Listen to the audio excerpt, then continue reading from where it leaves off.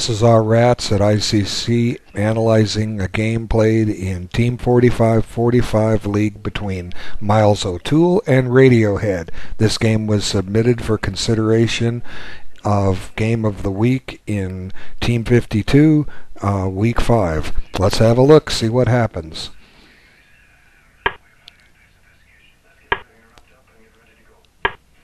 Okay. Nice little gambit. Black has a lot of possibilities here. He can accept. He can go into a French defense. He can go into a Caro-Kann. He can play a Nimzovich. He could even play knight f6 here. Okay. Let's see what happens. Black accepts. Not a bad choice.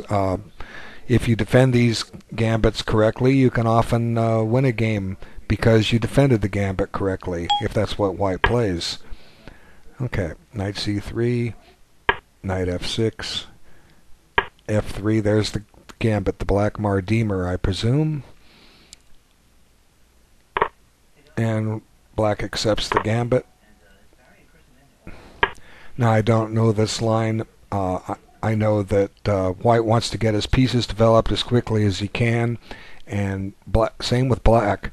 And if any attack comes, he's got to be able to handle it because his pieces are developed. So let's see what happens. Okay.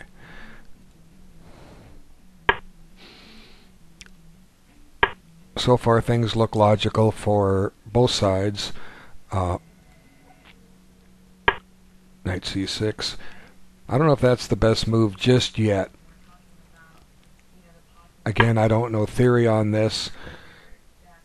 Black could try h6, get that bishop to commit. That might be a little loosening. Black could probably save the castle.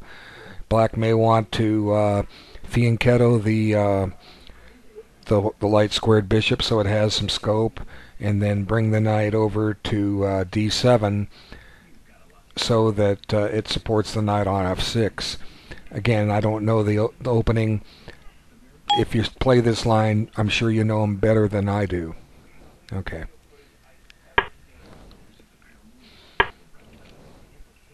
Perhaps black thought with knight c6 he has some tricks on the pawn, but he can't take the pawn because of those tactics.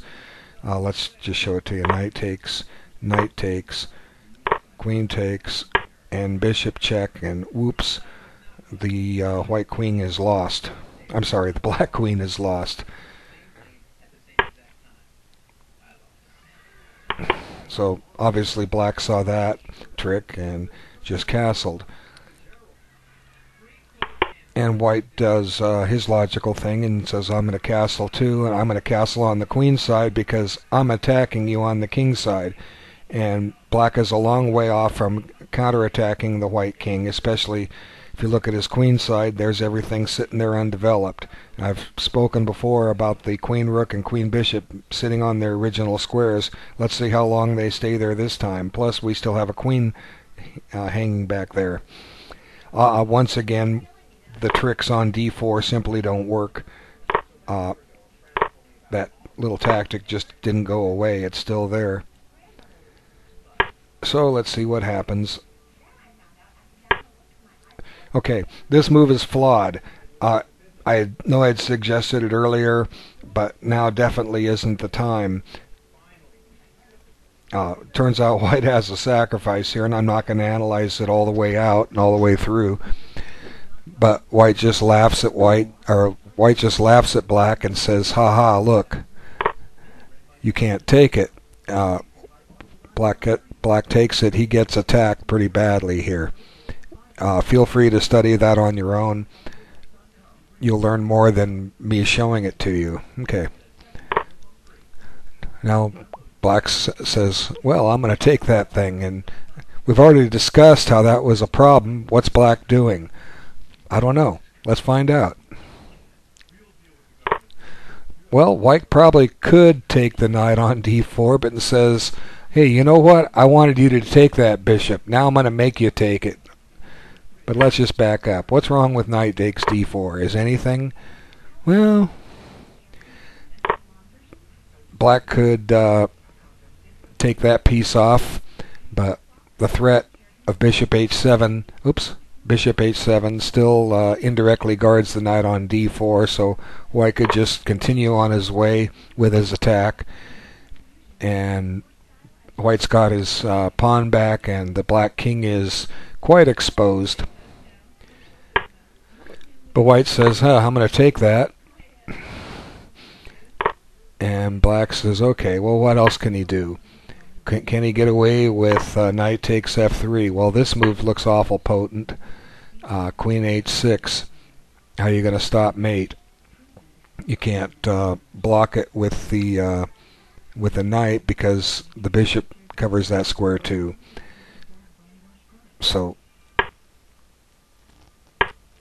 black just says, show me what you got, white. And white gives a check, and white gives another check, and white brings another piece into play. So white's still down a piece, but he's got a heck of an attack going here. What's poor black to do?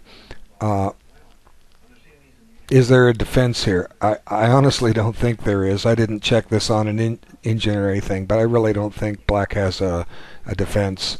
Let's see what happens. Well, if anything, white can just take this knight off, renewing his threats and putting an attack on the queen, and that's precisely what white does. And if here you notice, the entire black queen side remains undeveloped. So black just gives up his queen, figuring it's lost, and here white's up a queen for a rook now, and the attack is still there.